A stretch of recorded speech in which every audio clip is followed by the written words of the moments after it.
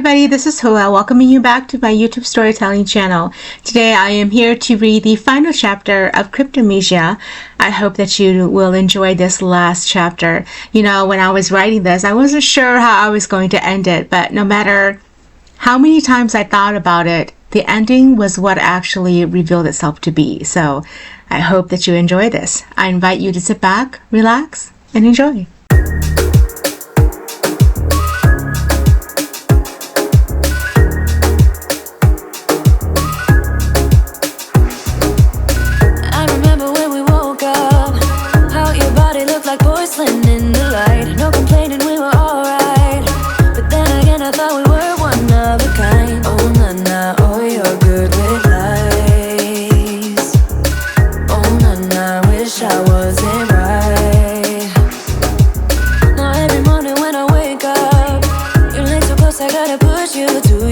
I go to work while you still sleep. I don't wanna argue cause it's never worth a fight. Oh na na, oh you're good with lies. Oh na na, wish I wasn't right. Whoa. You and I both know that Pierce isn't going to go away as easily as we hope. There is no trace of him anywhere after he ran from the scene of the crime. For now, I want you here, where I can see you, where I can keep an eye on you. I don't want you going anywhere alone. Francesca looked at him with a soft gaze as he sat in the chair by the fireplace. He looked so large in that small chair, his shirt half opened, and the silver necklace he wore around his neck gleamed at her like a diamond. I know Pierce, Luke. I know him better than anyone, and I'm afraid you're right. He's not going to give up. He had his eyes set on destroying my company, and was going to do anything possible to get it under his name. If you hadn't come at the time you did, I would be in a bigger mess. I just don't know how to get myself out of this. He leaned forward and a smile appeared on his face. It's easy. Marry me. Take my name and my empire will protect you. Francesca felt her heart skip a beat as she thought back to the memories that flooded her mind of them together. She looked away and then gazed at him confidently. And if he destroys your wall? He smiled as he reached for her hands and pulled her into his lap, cradling her like an infant. My wall is unbreakable. He will need an army or more with him. The way how he burns bridges, he's got nothing left. Marry me. Let me shield you. She felt her breath leave her and she whispered, But I hardly know you. He gave her a soft smile and touched her cheek gently. Time is all I have to know you. You've seen it, haven't you? How you and I are tied together? The fate that birthed us then is now combining us again. But this time, I vow to protect you better than the last. A tear dropped from her eye, and she let out a shaky breath. I don't know if what I saw was anything, but it felt so real. It was like I'd lived another life before this one, and you... She looked up at him. You were the only thing I was sure of. And now? He asked as he wiped her tears away. Now, I am feeling the same way. It is the only thing I know that would be the light to my life. Luke entered the board meeting the following morning, and Hudson was sitting at the front with a dark glare. His friend had been calling him all evening long, but he ignored the calls. Now he knew there was nothing left to do but talk. Hudson stood, his tall frame bigger today than normal.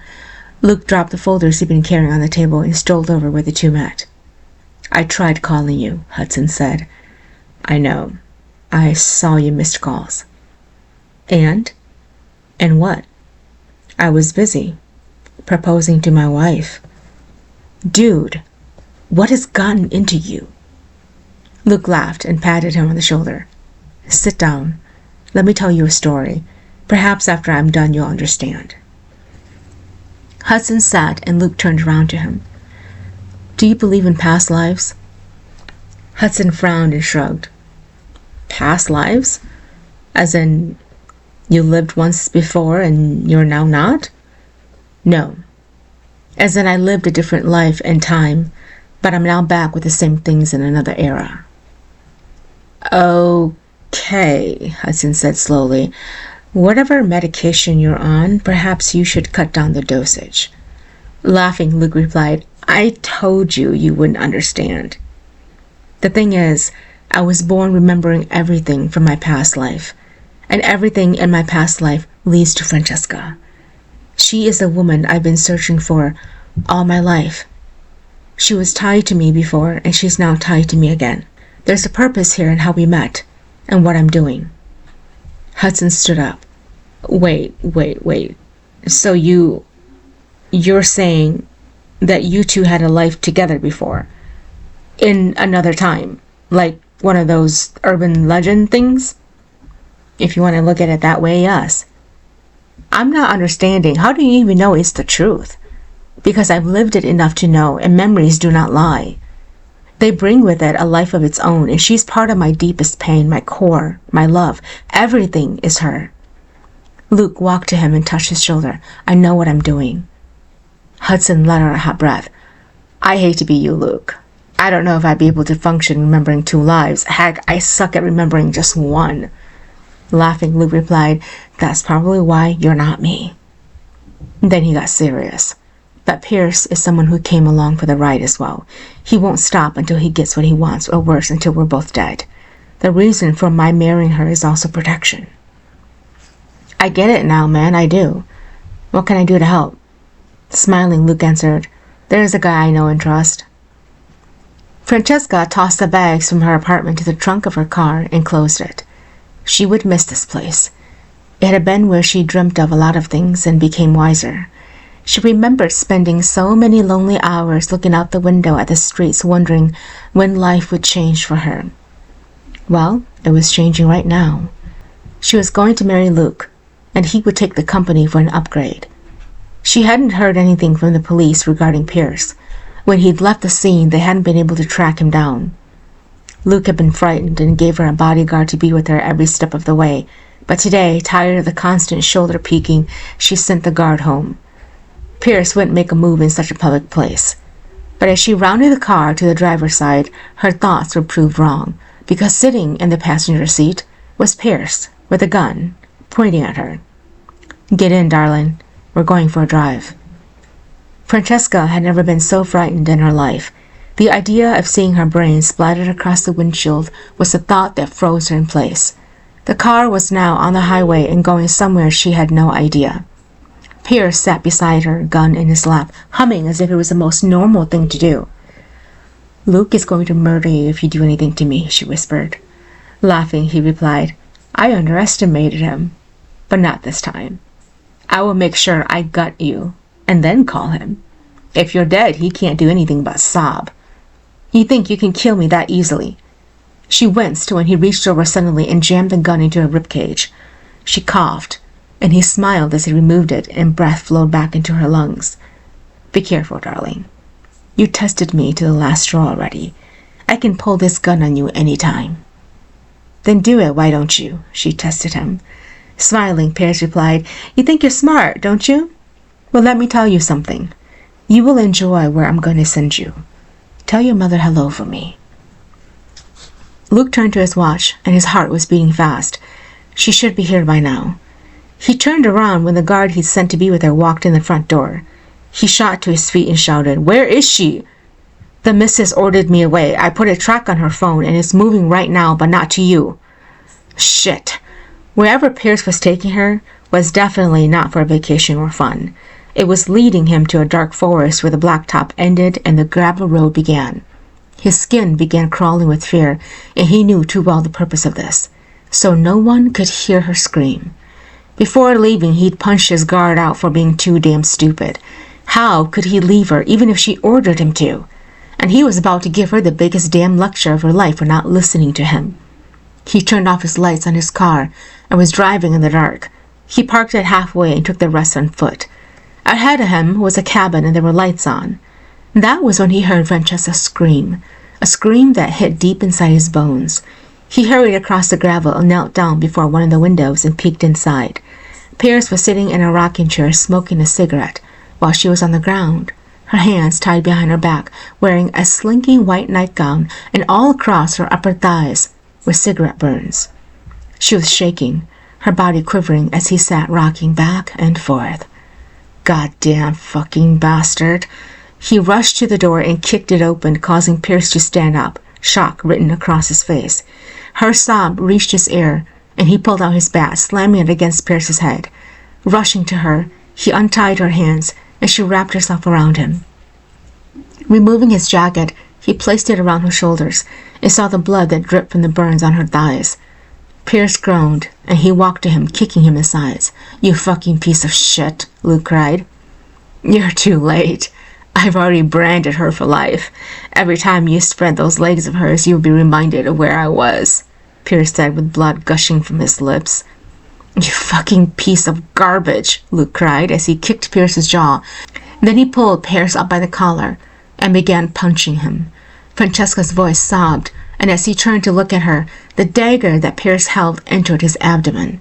Her scream echoed in his ear as she rushed over and held him, but he stumbled backward and fell as Pierce grabbed her by the hair and grabbed an arrow from the wall, pointing it at her neck. "You love her?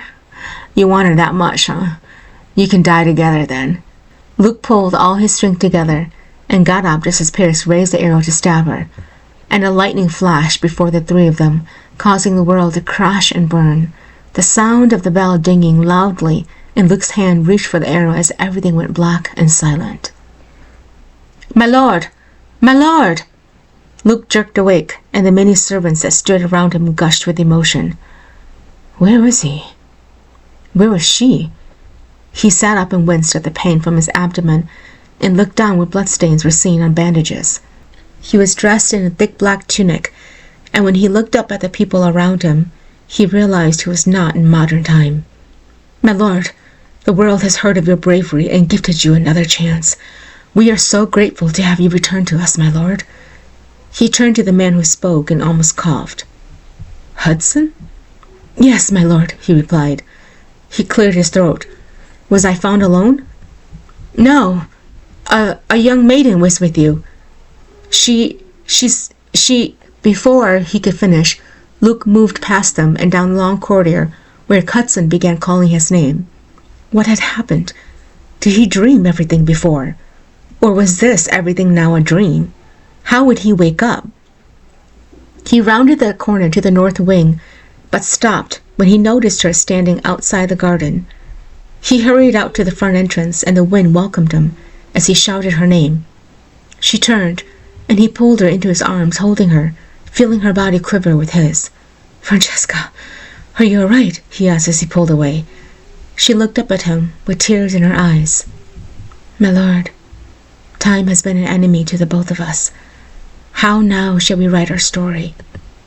He felt the sting of tears enter his eyes. "You are mine. I know that everything leading to you has been my purpose." She smiled and touched his cheek. "My lord, you and I are destined to be together. Perhaps, one day, we shall be able to fulfill it. If not in this life, it will be the next." "What?" he asked as she began moving away from him. He reached out for her and she began pulling away. "Wait! Francesca, come back! You belong with me! You are mine!" "No matter how we alter our courses, we cannot be as one," she whispered. "Remember me, my lord. Remember me." He fell to his knees. "Come back to me. You are to be with me and none other." She smiled, and her image began to fade. He felt as if his guts were being torn open, and as he gazed to the sky, screamed out in pain. It thundered and began to rain. She was gone from his embrace, and he watched as the rain continued to pour. "Will he wake?" Hudson asked as he watched a tear slip from Luke's eye. It seemed as if his friend was dreaming. "Only time will tell," the doctor said. "How can I tell him that his wife is gone when he opens his eyes?" "You just do, because he deserves to know." Hudson looked at Luke sleeping quietly on the bed in a deep coma. Francesca's burial had been done and over with, and Pierce's body had been taken to the morgue. But here lay his best friend, caught in a dream of being with a bride who only got to carry his name and never got to walk with him. Thank you for tuning in to this story of Cryptomnesia. I hope that you certainly enjoyed it. I will see you in the next episode.